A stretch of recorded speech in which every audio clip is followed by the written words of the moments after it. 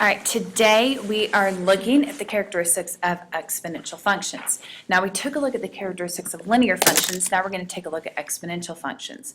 Now when we take a look at exponential function, what makes it exponential is going to be having a variable in an exponent. So here we have x as our exponent, so that will be our exponential function. Now for exponential functions, we've taken a look at them in Unit 1 and Unit 2. We have talked about the asymptote before. That is the line that your function approaches but never quite touches. And it's going to be horizontal, so it's always y equals, and it's going to equal the value you're adding or subtracting from the expression with the exponent. So since we're subtracting a 4, our asymptote is y equals negative 4. So we can go ahead and draw a line at y equals negative 4. Now today I really want to be focusing a good bit more on the characteristics, so I'm going to give you the y values for when x is negative 2, x is 1, x is 0, x is 1, and x is positive 2. So when x is negative 2 for this function, we get negative 3.78. When x is negative 1, we get negative 3.33. When x is 0, we get negative 2. When x is 1, we get 2. And when x is 2, we get 14. So we're plotting these points of what we can. And we notice we have a decay function here, which makes sense. Our b values between, it's greater than 1. So we will have, not decay, we'll have a growth. So we do have a growth function here. All right, so we draw a smooth curve connecting those points. So there's a rough sketch of what that exponential function looks like on a graph. So let's talk about our domain. Keep in mind the domain are all our possible x values. Now we can substitute any value in for x. So when we're looking at exponential functions, our domain will always be negative infinity to infinity because it's going, our x values are going to negative infinity, and they're also going to positive infinity because this function is going to continually increase to the right, so it's going to cover every single x value. Now our y values are going to be slightly different.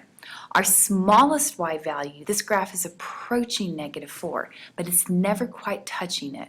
So our range is from our smallest y value, keep in mind we go least to greatest, so negative 4, up to our largest y value, which it's going up to positive infinity. So our range is from negative 4 to infinity. Now for the functions we'll take a look at this year, our range is always going to start with our asymptote because it's approaching. It's not included to negative 4 because it's never touching that negative 4, but it's going to get really, really close to it. And we can sort of see that as that x value decreases on our table. It's getting closer to negative 4, but not quite touching it. Now for this, our x-intercept is our value of x when y is 0. Now for this one, we don't know exactly what it is, but we can approximate on our graph. So it appears we're over 0.5, let's say about 0.75, 0. Now tomorrow with the graphing calculator, or Monday, I'll be showing you exactly how to find that point. Our y-intercept, we know, we have that in our table here. That's one of the tables we defaultly find. So when x is 0, our y is negative 2. All right, intervals of increase and decrease. Just like we looked at with linear functions, we're either going to have an interval of increase or an interval of decrease.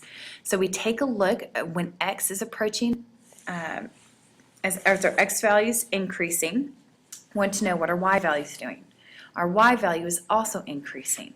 So we have an interval of increase here, so we don't have a decrease here. So our interval of increase is from negative infinity to infinity. So that's the first part of this. Now the second page, I wanted to show you what it looks like on the calculator. So I went ahead and graphed it, took a snapshot, and put in that function here. Now keep in mind there is an asymptote at y equals negative 4 here. This is what it looks like on a calculator, which we refer back to the other graph. It's very similar to it. All right, our end behavior. As x approaches negative infinity, our y value is approaching negative 4. That y value is going down as we move to the left, but that y value isn't going to negative infinity this time. It's approaching negative 4. Because keep in mind, our y value is never going to be negative 4, but it's getting pretty close to it. And as x approaches positive infinity, so as x moves to the right, our y value is approaching positive infinity as well. It's going up towards there. And max and min on the interval, you're given -1, 1. And I went ahead and put the table up here so we could take a look at these values here. So when x is -1, our y value is -3.3 repeating. When x is 1, our y value is 2. So our maximum value, our highest y value at this interval is 2. Our minimum value is going to be -3.3. We can say repeating or -3.33. All right, let's take a look at the next one. So our next one, we have y equals 0.5 to the power of x plus 1. Now right away, we know our asymptote is going to be y equals 1. So at y equals 1, we have a horizontal asymptote. In this table, once again, I'm going to go ahead and give you. So when x is -2, y is 5. When x is -1, y is 3. When x is 0, y is 2. When x is 1, y is 1.5. When x is 2, y is 1.25. So this function we have a decay, which we could tell by that b value being in between 0 and 1. So we'll have decay growth here, which makes sense just seeing how these dots, these ordered pairs, what shape they're creating. All right, so there's our function. Our domain, once again, is covering every single x value. It's eventually going to cover every single x value. So our domain is from -infinity to infinity. Our range here, our smallest y value, it's not going to be included, but once again, is based off that asymptote. Our smallest y value is getting close to 1, but it's not included to 1. So our smallest y value is right above 1, and it goes to our largest y value, which is going towards positive infinity. Now our x-intercepts here, this graph does not cross the x-axis at all. So we have, you can write an A or none. We don't have an x-intercept, but keep in mind, do not write 0. That would indicate an x-intercept at 0, at the x value 0. Or the y, x, yeah, x, or the order pair is 0, 0. All right, y-intercept, we do. When x is 0, y is 2, interval of increase and decrease. So as x increases, our y values here, our y values here are decreasing. Now keep in mind they're decreasing. They're not decreasing to -infinity per se, but they keep on getting closer and closer and closer to 1. So they're going down. And the tables are a great way to take a look at that as well. So as x increases, our y value is decreasing. They're getting smaller. So we have an interval of decrease here. So we don't have increase. So from -infinity to infinity. All right, the next part of this is our end behavior. And once again, I wanted to show you what it looked like on a graphing calculator. Keep in mind we have asymptote at x or y equals 1, excuse me. So our end behavior, as x approaches -infinity, y is approaching positive infinity. So our y value is going up.